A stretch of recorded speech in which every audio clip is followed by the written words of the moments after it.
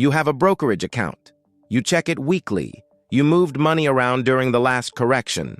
You read the earnings report. You followed the analyst upgrade. You felt informed.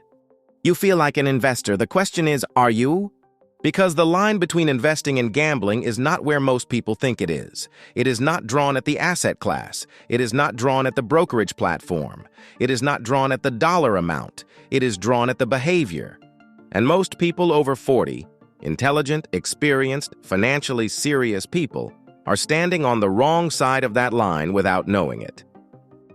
Not because they are reckless, because the system they are operating inside was designed to blur that line.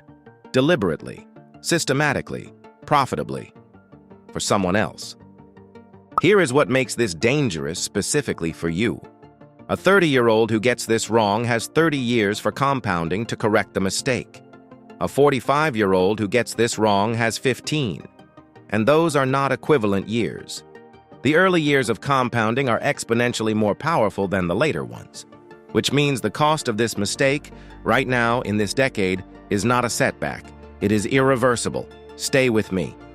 Because by the end of this video, you will have a 5-question diagnostic that tells you exactly where you stand, and a 3-rule override system that removes the guesswork entirely. Let's build the system. Here is the trap at its most structural level. The brokerage account creates what behavioral economists call a legitimacy shield. The interface looks professional. The terminology sounds technical. The statements arrive quarterly with your name on them. It feels different from a casino. But feeling different and being different are not the same thing. The casino has neon lights and a carpet designed to disorient you. The brokerage app has clean typography and real-time data. But underneath both of them, if the behavior driving the decisions is identical, the financial outcome follows the same mathematics. Here is the precise distinction. Investing is a decision made on fundamentals. You analyze the business, you assess the valuation, you defined a holding thesis. You know what would have to change for you to exit. The decision precedes the price movement. Speculation is a decision made on price movement. Something went up. You felt urgency. You moved capital. The price movement preceded the decision. One of those is a system. One of those is a reaction. Now, and this is the part most people do not want to hear, most investors are doing both simultaneously, inside the same account, under the same login, calling all of it investing. They have 3 positions that are genuinely invested, thesis-backed, rule-governed, and 7 positions that are speculative momentum plays they entered during a moment of urgency that they have since renamed long-term holds because the price went against them. Think about that. The trap is not that you are gambling. The trap is that the account makes it impossible to see the line between what is invested and what is speculated. That is the environment. Not a character flaw, an environment. And the first step out of it is naming it clearly. Let me be more specific about where this happens, because most people, when they hear investing versus speculating, immediately think of asset classes. Crypto equals speculation. Blue chips equal investing. That framing is wrong. You can speculate with Apple stock. You can invest in a well-researched small-cap position. The asset is not the determining factor. The behavior is. There are 3 specific behavioral patterns where investors cross into speculation without realizing it. I want you to hold these up against your own decisions as we go through them. The first is momentum chasing. You bought because the price was rising. Not because the fundamentals changed. Not because the valuation became more attractive. Because the chart moved up and your nervous system registered that as a signal. Momentum chasing feels like conviction. It is not conviction. It is pattern recognition running on incomplete data. The second is recency bias. Last year's winner looks like next year's winner because you felt the gain in your account. You remember it viscerally. So you hold more of it, or you add to it, not because the thesis extended, but because the memory of the gain is more emotionally accessible than the analysis of the current risk. The third is loss aversion trading. You sold a position, not because the thesis broke, not because the fundamentals deteriorated, Because the price dropped and your body responded to that as pain. And pain avoidance is a survival mechanism. It is not an investment strategy. When was the last time you sold a position? I want you to answer this honestly, right now, in your own mind. Was it because the business changed? Or because the price made you uncomfortable? That distinction, right there, is the entire game.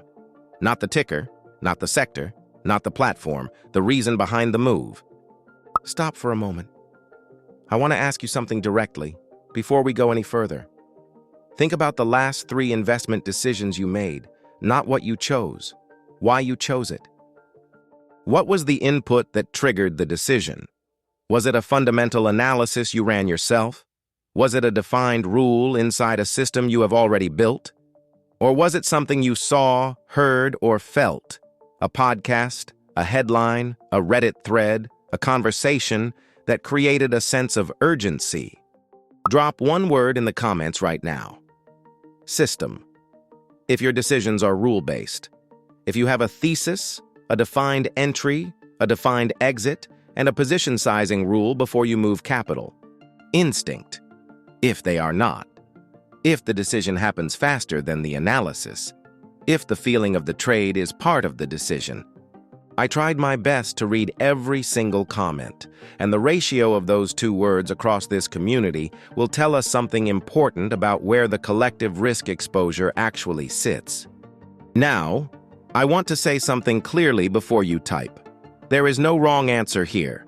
If you type instinct, that is not a confession. That is not a failure. That is information. Accurate information about where you are right now. And information is the only material we can build a system from.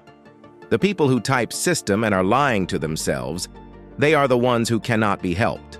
Because the system has to start with an honest read of where you actually stand.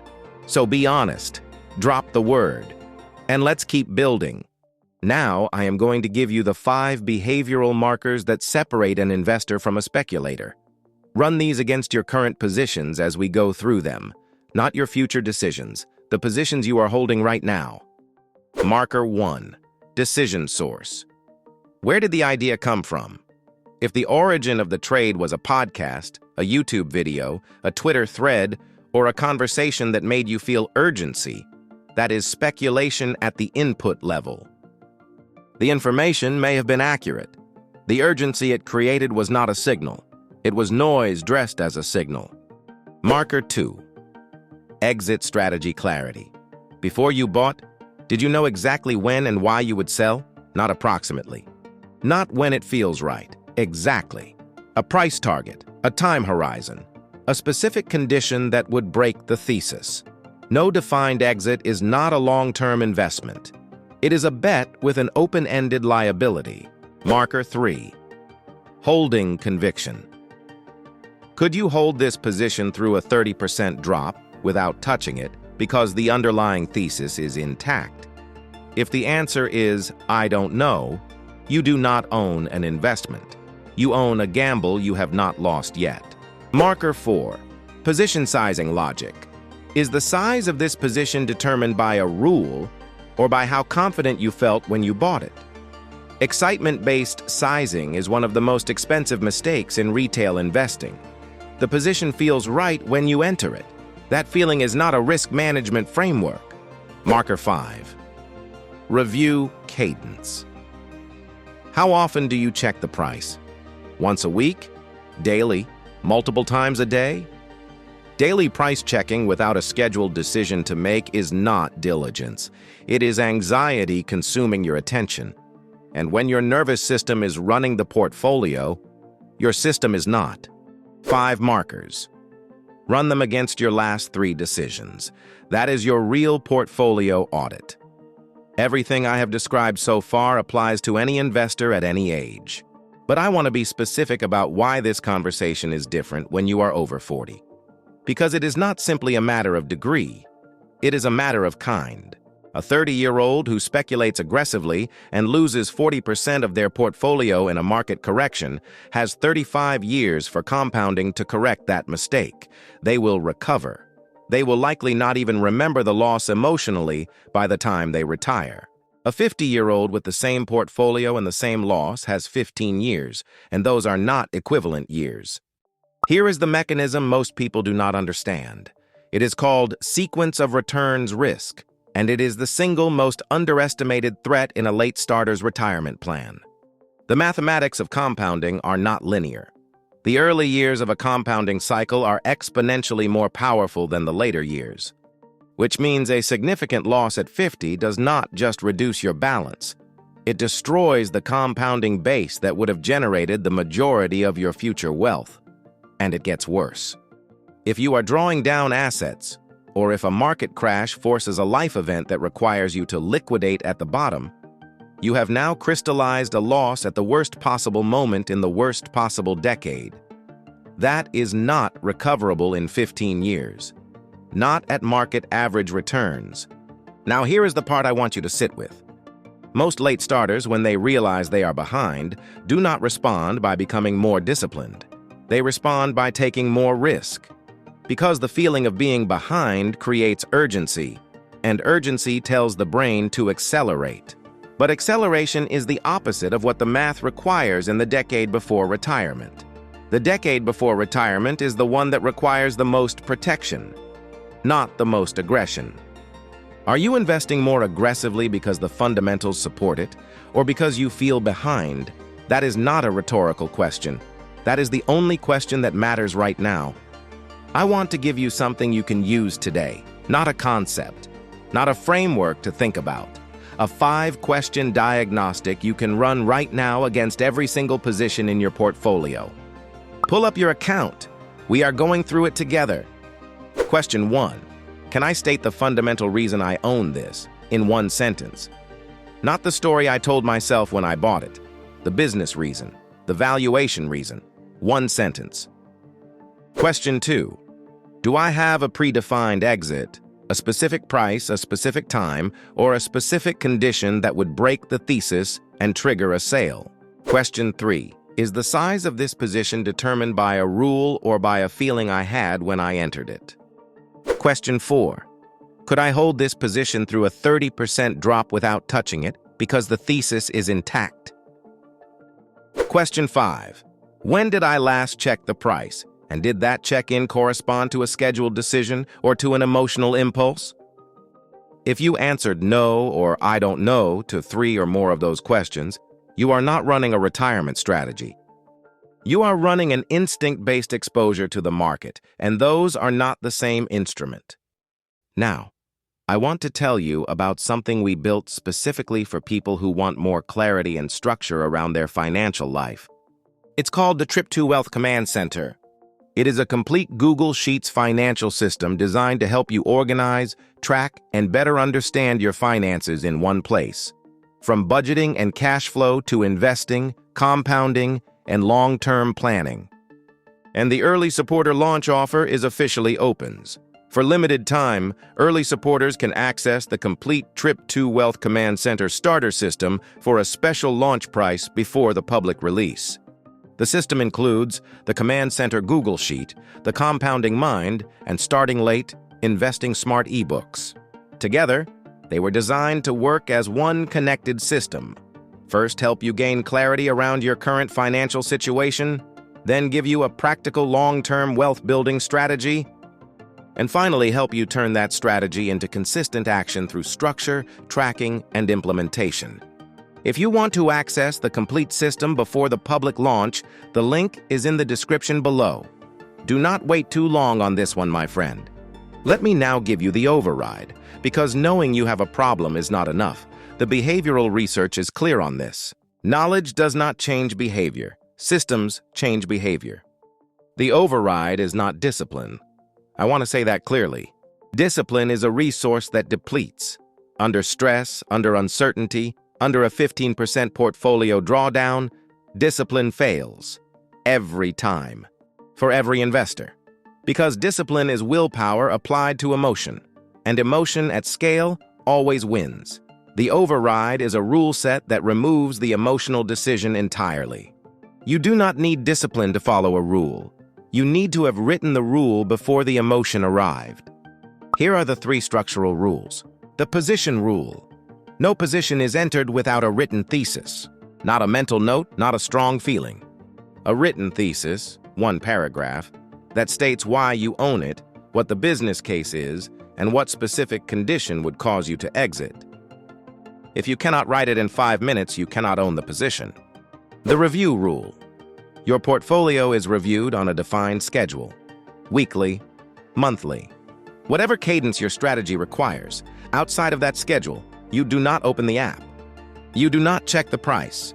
Price checking without a scheduled decision to make is not analysis. It is your nervous system consuming your attention in a way that degrades decision quality over time. The asymmetry rule. Every position has a defined downside limit before entry.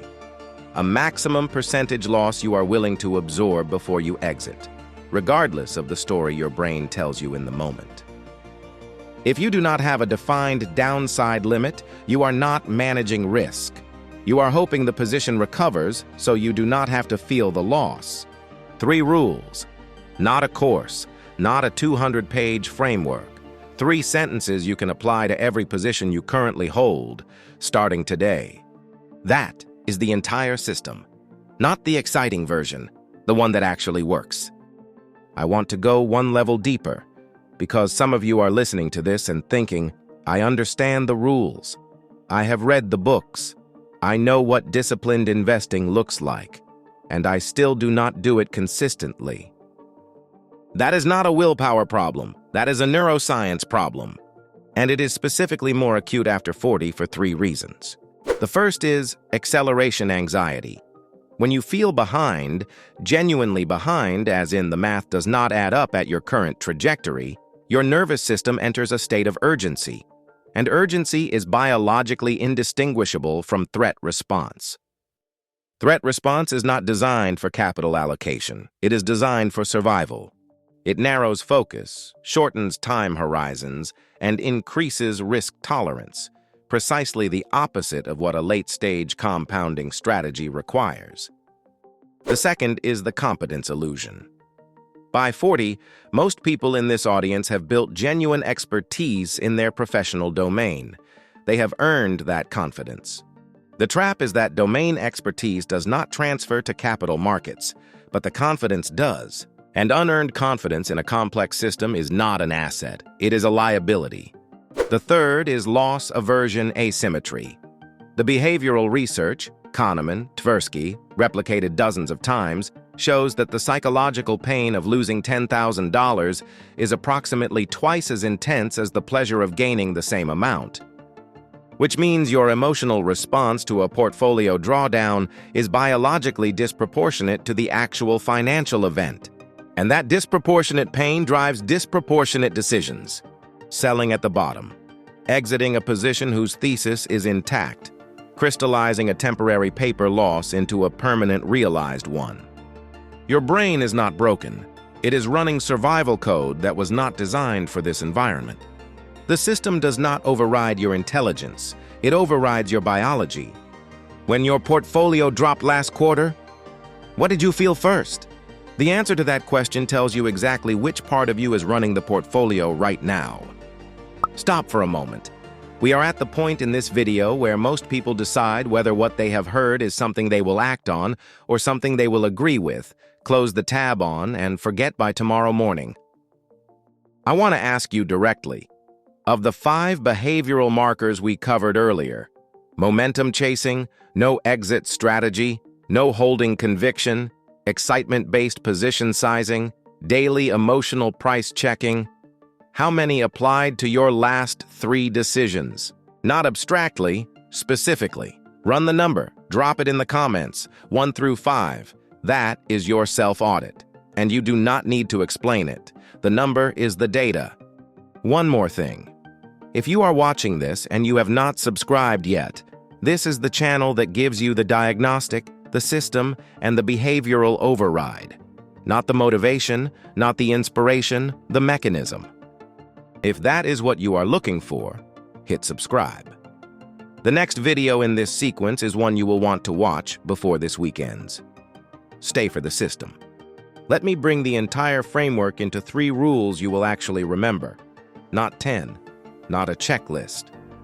3. Because the purpose of a rule is to be used, not cataloged. Rule 1. The thesis rule. Every position you own requires a written thesis, one paragraph. Why you own it. What the business case is. What would have to change, that is specifically, for you to sell it. Not if it drops too much. A specific condition, a specific trigger. If you cannot write it, you do not own an investment. You own a hope, and hope is not a position management strategy. Rule 2. The schedule rule. Your portfolio is reviewed on a schedule, not when the market moves, not when a headline makes your chest tighten, not when a friend texts you about a position you both own. The market will always give you a reason to check, every single day. That is not an accident. That is the design. The system ignores the reason and honors the schedule. If your schedule says Sunday evening, you review Sunday evening. On Monday morning when the market opens and your account is green or red, you feel it and you do nothing, because nothing was scheduled. Rule 3. The ceiling rule. No single speculative position, a position you hold without a full thesis, a position you entered with urgency, a position you know is more hope than analysis, exceeds 5% of your total portfolio. Not because 5% is a universal truth, because the ceiling is the mechanism. The ceiling is what converts an emotional impulse into a controlled, defined, bounded risk allocation. Without the ceiling, the impulse runs unchecked until it either wins or destroys. 3 rules. That is the entire playbook, not the exciting version, the one that actually compounds.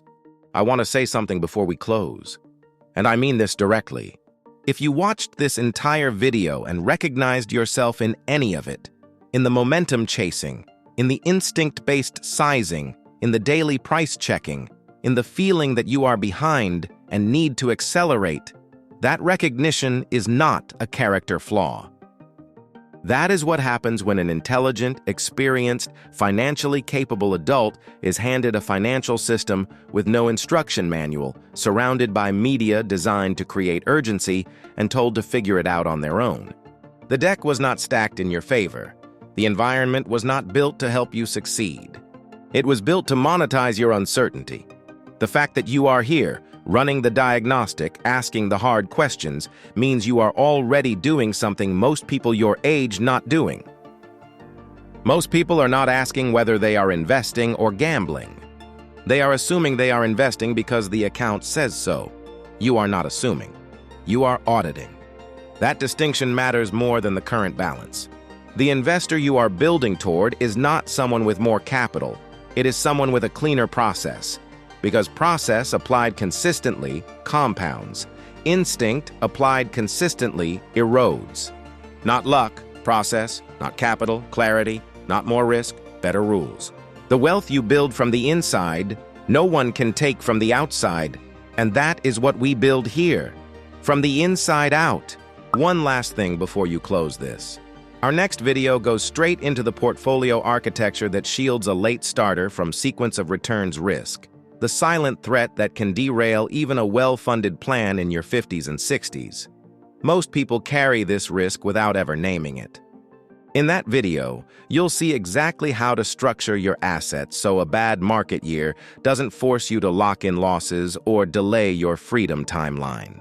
Drop system in the comments if this video changed how you think about your portfolio. I will be there. I tried to read every single one. My friend, build the system. Thanks for watching. I'll see you in the next video.